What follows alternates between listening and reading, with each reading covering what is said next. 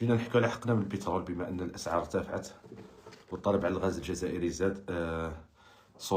مسال او طبيعي. اسعار البترول راهي تجاوزت ال 100 من $100 للبرميل، والخزينه راهي تتعمر.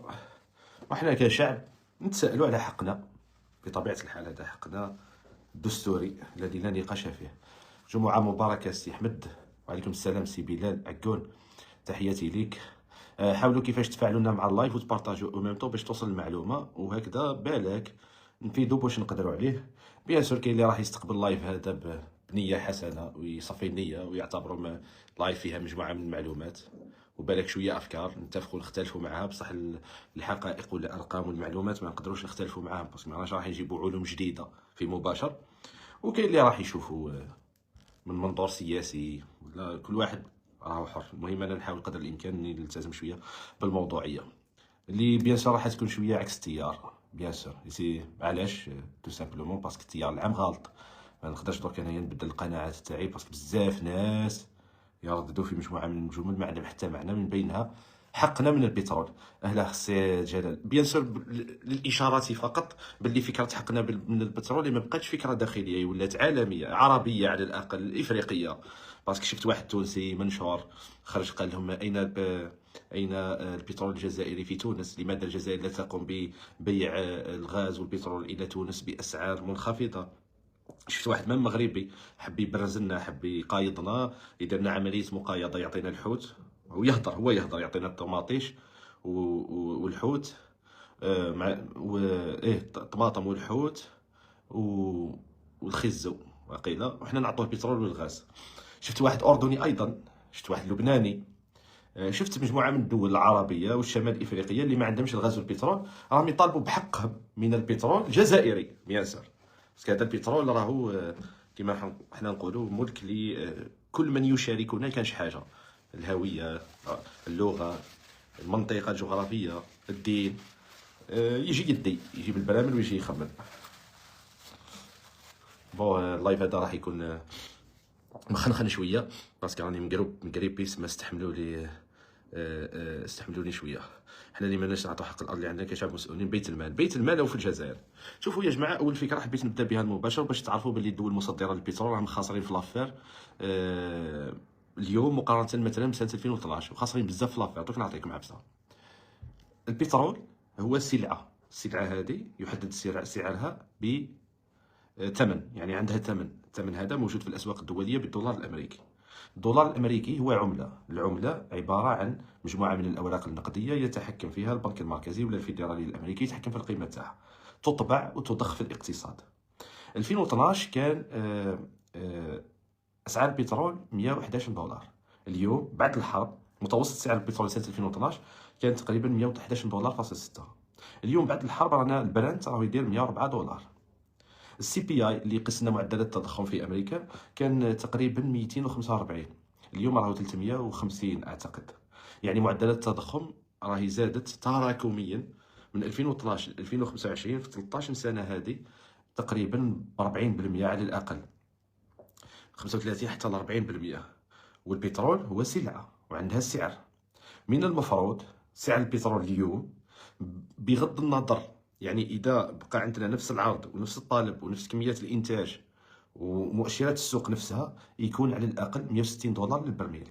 يعني تحت $160 للبرميل راك نتايا تبيع في البترول تاعك بقل من سنه 2012 ب 30% حتى ل 40%. اعطيك مثال نبسطها لكم بسيطه جدا. السياره اللي كانت تدير في 2012 200 مليون اليوم راهي تدير 500 مليون. وفي العالم كل السياره اللي كانت تدير $17 اليوم يدير تقريبا 28 حتى $27. الاسعار كلها اللي يعكسها مؤشر السي بي اي من 2012 ل 2025 في افضل الدول في العالم زادت ب 40 حتى ل 50%. وبالتالي انت كدوله مصدره للبترول تبيع البترول تاعك بالدولار الامريكي، والدول هذه اللي مصدره للبترول في الحقيقه راهي خاسره. لماذا؟ لان الدول هذه تصدر وتستورد، وكي يكون ارتفاع معدل التضخم العالمي هنايا راح ياثر لنا على تكلفه الانتاج، وتكلفه الانتاج راح تاثر لنا على تكلفه المواد المستورده. وبالتالي حنايا حافظنا بعد الحرب، يعني نتكلم بعد بدايه الحرب، وصلنا سعر البترول تاعنا لمستويات قريبه من 2012. بصح الاسعار اللي رانا نستوردوا بها ماهيش تاع 2012، مضاعفه. وحتى الاسعار اللي عندك انت داخليا تقريبا تضاعفت، وحتى الدخل من المفروض يكون ضاعف. اعتقد انه في الجزائر ما تضاعفش، وبالتالي نقصت القدره الشرائيه. لو نروحوا نشوفوا امتو هي الكتله النقديه اللي متداوله في الاقتصاد الامريكي. ايداعات اقل من سنه، الكاش، الحسابات الجاريه وما الى ذلك. يعني هي السيوله في الشورت تيرم والسيوله الحاليه الانيه. امتو يتحكم فيها الفيدرالي الامريكي. امتو راهي تجاوزت 22 الف مليار دولار، يعني 22 تريليون دولار. كانت في 2012 10 تريليون دولار، والبترول باش مسعر بالدولار الامريكي، وبالتالي زياده الكتله النقديه في الاقتصاد المفروض يقابلها زياده الاسعار. البترول ما تاثرش بالكتله النقديه هذه اللي زايده في الاقتصاد. بمعنى اخر، لو نفرض مثلا امريكا دوله مستورده للبترول، كانت تستورد امريكا البترول ب 110 دولار، بصح كانت عندها كتله نقديه فقط 10,000 مليار. شحال مثلا امريكا تستورد سنويا؟ نقولوا يوميا 5 مليون، في الشهر 150، في العام 1000 ما باليش انايا شحال 150 في العام، طيح 1800 برميل هكذا، مانيش غلطان، مانيش غلط. 1800 شحال قلت 1800 مليون برميل، تسمى مليار و800 الف برميل هكذا، لا مليار و800 مليون برميل مثلا.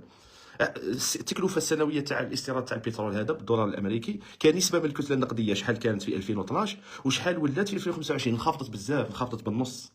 يعني التكلفه تاع الطاقه في امريكا، على الطاقه في امريكا مقارنه بالكتله النقديه تقريبا انخفضت بالنص. خاطر لو نروحوا ندخلوا عامل الكتله النقديه، لازم البترول اليوم يتباع 240 دولار للبرميل. سما هذه كي نروحوا كمقدمه باش تعرفوا باللي حكايه ارتفاع الاسعار وانخفاض الاسعار البترول ما تربطهاش فقط بالسعر الحالي، لا، تربطها بزاف عوامل. نعطيك مثال بسيط. البترول في العالم زاد من 70 حتى ل 100. اليوم الان كاين شركات تامين ترفض اصلا تامن لك الحاويه تاعك، ترفض. التكلفه على الشحن زادت بالضعفين، 3 اضعاف، 4 اضعاف. واذا عندك ماده اوليه في دوله معينه مثلا، راح يقولوا لك تكلفه الشحن مثلا يدير 4000 دولار، اذا حاب نشحنوا لك خلصنا 30 دولار ونسبقوك. بمعنى اخر الاسعار ضاعفت بواحد الطريقه اللي ما تقدروش تتخيلوها. نعطيكم غير مثال بسيط. تركيش ايرلاينز هي شركه طيران. الناس اللي شراو لي تيكت تاعهم مع تركيش وعندهم ليسكال في اسطنبول، وتصادف ليسكال تاعهم مع ليسكال تاع دول واحد اخرى، يقدروا يبدلوا من دبي لاسطنبول مثلا. يعني الخط هذاك بزاف الطالب عليه زاد في الشركه التركيه، والشركه التركيه باعت التيكت تاعها، سي بون، انتهى الامر. يعني ما تقدرش ترفع في السعر وانت حجزت المكان تاعك. يبقى صديقي المكان تاع هذاك يلغى، ويقول لك اوفر بوكين، وتروح للمطار ويعاودوا يرجعوك ويقولوا لك ما عندناش بلاصتك في الطياره. عباك واش يديروا بكل بساطه؟ يعاودوا يبيعوا التيكت تاعك. واذا انت تعيش في دوله تابعه للاتحاد الاوروبي، رايح طالب 600 اورو وفري اكومنديشن، يعني ماكله والنعاس ديالك حتى النهار يلقاو لك بيي اوتوماتيكمون 24 ساعه. يبيعوا التيكت تاعك ب 400 ب 4000 5000 دولار، ويخسروا عليك 1000 دولار كلش. هذا الا تعرف الحقوق تاعك وطالب 600 تاع الشاي باسنجر رايت هذيك ولا اسمها. اذا تعرف الحقوق تاعك وطالب 600 اورو، يخسروا عليك 1000 اورو اللي هي 1150 دولار، ويبيعوا التيكت تاعك ب 6000 دولار، والشركه تربح 3000 حتى ل 4000 دولار بيزنس شريكي. وقيس على ذلك، تخيل انت اللي شاري البيت تاعك وعندك التيكت تاعك يكانسليو لك البيت تاعك، فما بالك اللي يستنى في البضاعه تاعو تتشحن من الصين في الظروف الحاليه، شحال يطلبوا عليه. وبالتالي لازم تعرف حاجه، بلي زياده اسعار الطاقه في الاسواق الدوليه تاثر على زياده اسعار المواد الاوليه، تاثر على تكلفه النقد، تاثر على المواد اللي تستوردها نتايا.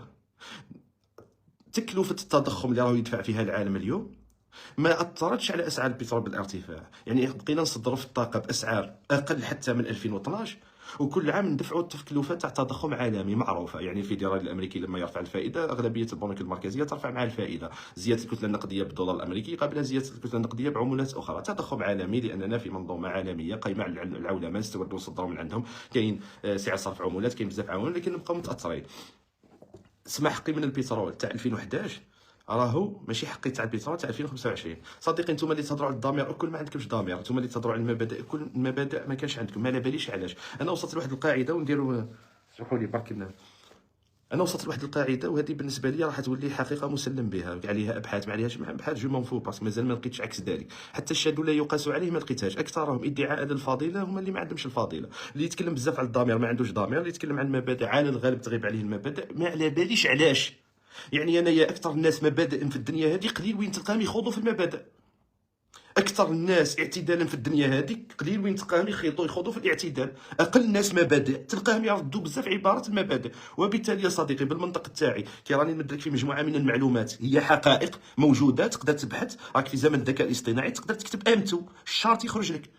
تقدر تكتب باغ اكزومبل سي بي اي في امريكا يخرج لك. تقدر تكتب الشارت تاع اسعار البترول بلا ما تقول لي ضميرك، اعطيني ضميرك، ما عندكش ضمير، وتبدا تلعب لنا على الشعارات هذه التافهه الشعبويه اللي ما عندها حتى معنى. في النهايه واقعك راح يكون نفسه، لانه مربوط بالبيانات هذو. الطياره تفرد تطلع للسماء تهبط. العالم ما يستعرفش بالشعارات تاعك، من بينها شعارات الضمير.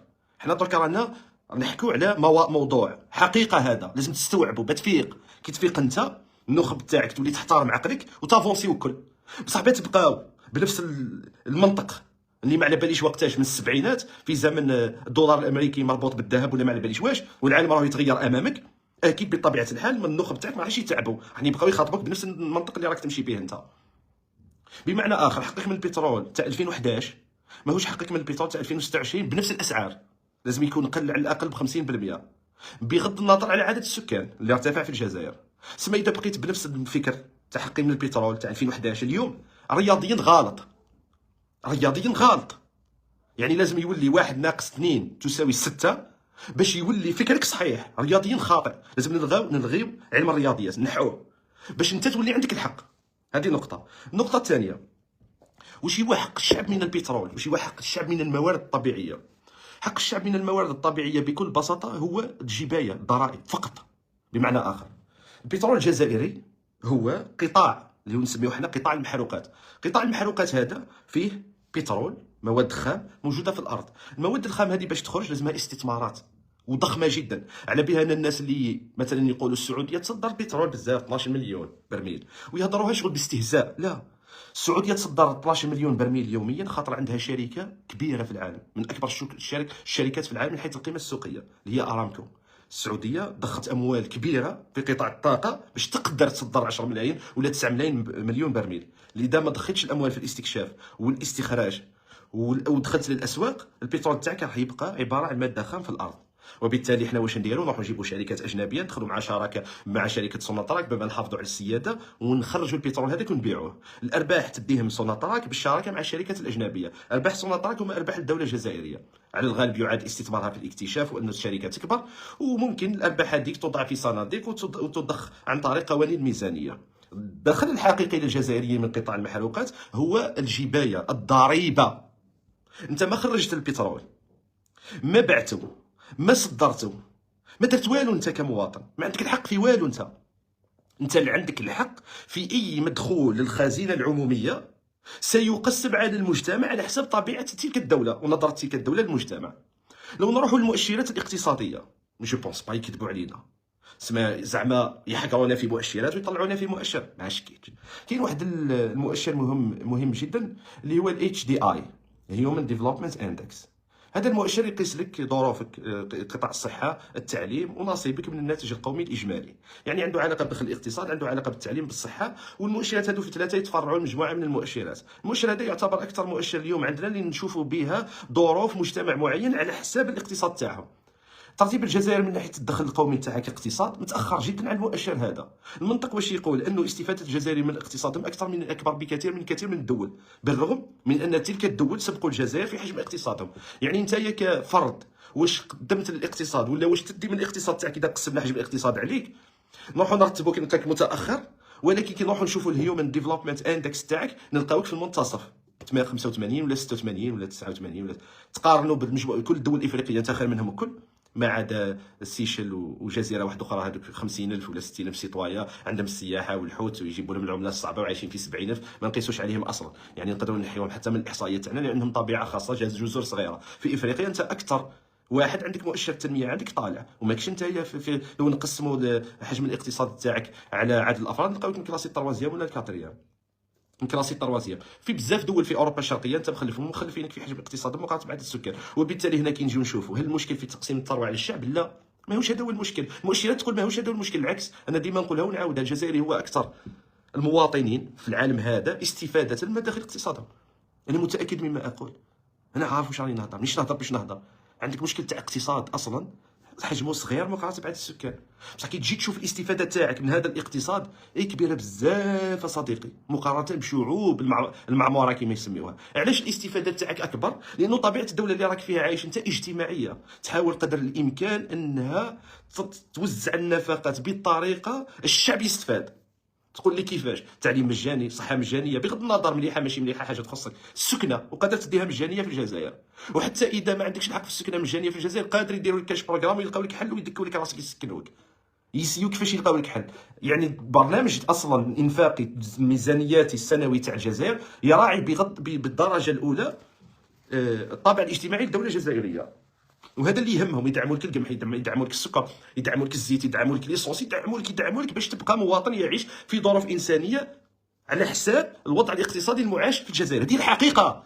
دونك انا شكون اختلف لا اختلف لا يهم، انا رايي مانيش متفق 100% ومانيش مختلف 100%. كل حاجه عندها ايجابيات وسلبيات في الدنيا هذه. تقدر تغير الطابع تاع الدوله تاعك، طيح في الاستغلال، طيح في شركات اجنبيه تجي لعندك تستغلك، وجوا رجال اعمال بميزان برقم اعمال كبير يشوفك انت يد عامله رخيصه والسلام عليكم، وتخدم وتهمبر 12 ساعه في النهار 7 ايام في السمانه غير باش تخلص الرنت تاعك. الاقتصاد ناعم يبدا ينمو، كاينه فئات تبدا تستفاد، ولكن غالبيه المجتمع راه يبقى يعيش في ظروف صعبه.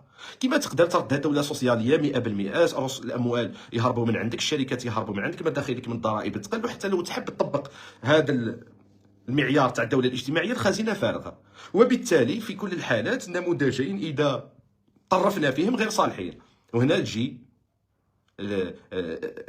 نبالونسي ونحاولوا كيفاش نبالونسي بين اهدافنا الاقتصاديه تاعنا تاع الدوله باش نجيبوا مستثمرين، وفي نفس الوقت بين اهدافنا الاجتماعيه للدوله هذه، ان المجتمع تاعنا على الاقل ما يعيش واحد الظروف صعبه جدا غير انسانيه اللي يعيشوها بزاف مجتمعات في الدنيا هذه، ولا نقدر نقول لك يعيشوها فئات. مثلا الولايات المتحده الامريكيه فيها عدد المتشردين النسبه تاعو عاليه، وبغض النظر على سبب التشرد اللي على الغالب تكون متعلقه بالفرد هذاك، الدوله ما ترحموش. في دول اخرى حتى لو يدير اخطاء الدوله تبقى تحافظ على المينيموم هذاك اللي يعيش به، حتى لو كان يشرب الدواء حياته كومبلي يبقى ديما ياكل وداخل للسوق ويروح يطلب سلع وخدمات من السوق بواحد المينيموم تمدهولو الدوله باش يبقى عايش في ظروف انسانيه. يعني كاين فئه من المجتمع اللي هما فئه المتشردين في امريكا اللي هي اقوى دوله اليوم في العالم، هذه حقيقه لا نقاش فيها، تكنولوجيا ولا اقتصاديا ولا عسكريا، يعيشوا ظروف اصعب من الظروف اللي يعيشها المجتمع الجزائري في حد ذاته بداخل اقتصادهم.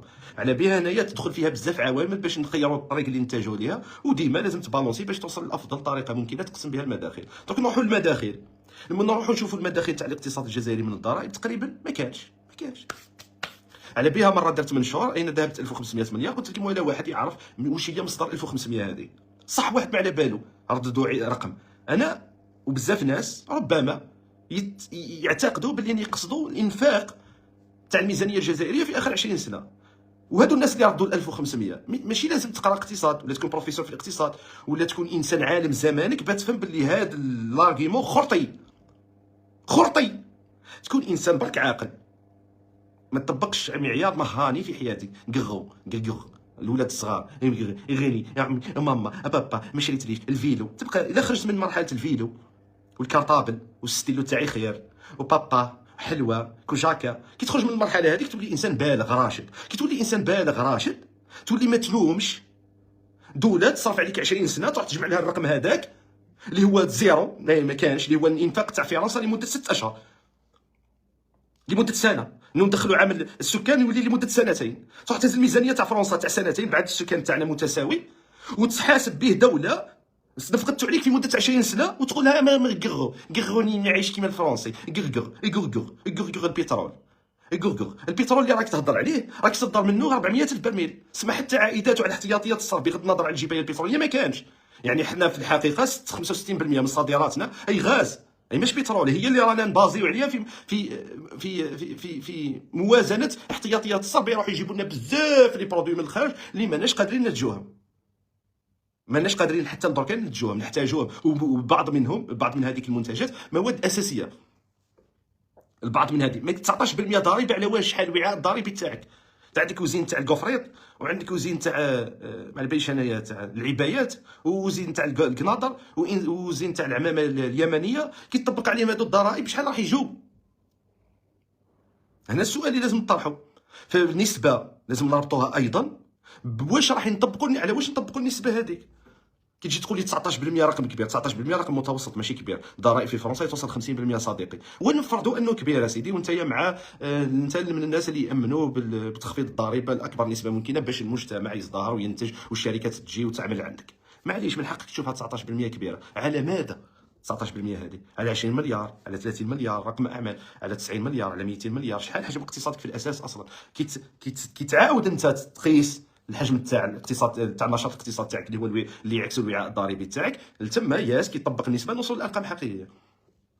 هذه الحقيقه المؤلمه اللي تخلي الانسان العاقل اللي يعيش في العالم هذا بمعطياته اليوم يتقبلها. ولكن الانسان اللي يعيش بعقليه مهاني غوغ هذا الانسان يزعفوا الكلام هذا، ولكن الكلام هذا واقع وراح تعيشوا اليوم، زيد تعيشوا غدوه، زيد تعيشوا بعد غدوه. نروحوا دركا للمنظومه العالميه اللي رانا عايشين فيها وجماعه حقنا من البترول. صديقي تحب ولا تكره، دول الخليج اليوم تعيش الوضع هذا باسكو ما عندهاش خيار، ما عندهاش خيار اخر. باش نقول لك علاش ما عندهاش خيار اخر، راني جايك.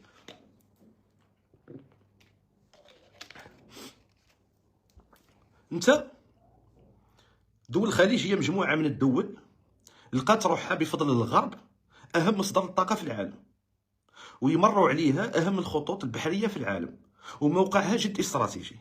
المنظومه العالميه هذه اللي رانا عايشينها فيها وكل احنا ما مساهمين فيها، ما شكلناها، ما عندنا تاثير عليها.